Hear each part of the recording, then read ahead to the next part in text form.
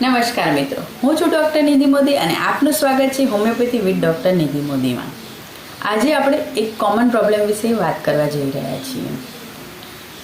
વજન વધારવું ખરેખર જરૂરી છે? ઘણા લોકો એવું પૂછતા હોય છે કે ડૉક્ટર, હું પાતળો છું એટલે મારું વજન ઉતારવું છે, પણ ખરેખર એ જરૂરી છે? તો ચાલો આજે સમજીએ. જો તમે પાતળા દેખાઓ છો પણ તમારી ભૂખ બરાબર છે, ઊંઘ બરાબર આવે છે, તમને કોઈ જાતની તકલીફ નથી, તો પાતળા હોવું પણ કોઈ સમસ્યા નથી. આ વખતે શું ન કરવું જોઈએ? ખોટી એડવર્ટાઇઝમેન્ટના ચક્કરમાં ના ફસાવવું જોઈએ, કોઈ ફેક પાવડર્સ ના લેવા જોઈએ, પ્રોટીન્સ કે સ્ટીરોઇડ ના લેવા જોઈએ.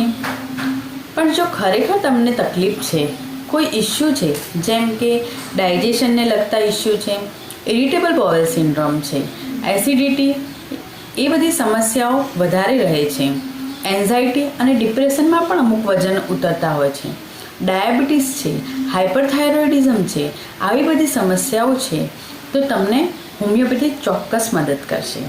તો એના માટે આપણે થોડું સમજીએ. હોમિયોપેથીમાં ઘણી દવાઓ છે જે તમને મદદ કરશે, જેમ કે આલ્ફા મધર ટિંચર. જો તમને ભૂખ ઓછી લાગે છે, એના લીધે તમને વીકનેસ રહે છે અને તમારું શરીર વધતું નથી, તો આલ્ફા મધર ટિંચર તમારું શરીર વધારવામાં મદદ કરશે. એ ભૂખ વધારશે, જેના લીધે તમે જમશો વધારે એટલે ઓટોમેટિક તમારું વજન વધશે.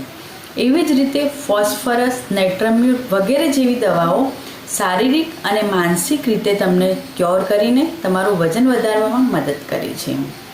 એવી જ રીતે ઘણી દવાઓ છે જે તમારું વજન વધારવામાં મદદ કરે છે, પણ પહેલાં તમારે એ રૂલ આઉટ કરવાનું છે કે તમને ખરેખર કઈ સમસ્યાથી વજન ઓછું છે. જેમ કે ડાયાબિટીસમાં પણ વજન ઉતરતું હોય છે, તો તમે પહેલાં ડાયગ્નોસિસ કરાવો પ્રોપર, પછી ટ્રીટમેન્ટ લો. અને જો તમને કોઈ સમસ્યા નથી અને છતાં તમે પાતળા દેખાવ છો, તો ઇટ્સ ઓકે, એ નોર્મલ છે. તમારે કોઈ ટેન્શનની જરૂર નથી. તમે સ્વસ્થ છો એ જ સૌથી મોટું મૂલ્ય છે, વજન નહીં. તમારે બેલેન્સ ડાયટ લેવાનું છે, પ્રોપર ઊંઘ લેવાની છે, યોગા અથવા તો 30 મિનિટ્સ વોક કરો ડેઈલી, બહારનું જંક ફૂડ અવોઇડ કરો. બસ, ધેટ્સ ઇનફ. આવી જ ઉપયોગી માહિતી માટે જોતા રહો મારી ચેનલને. લાઈક, શેર અને સબસ્ક્રાઇબ કરો. નમસ્કાર, જય હિન્દ.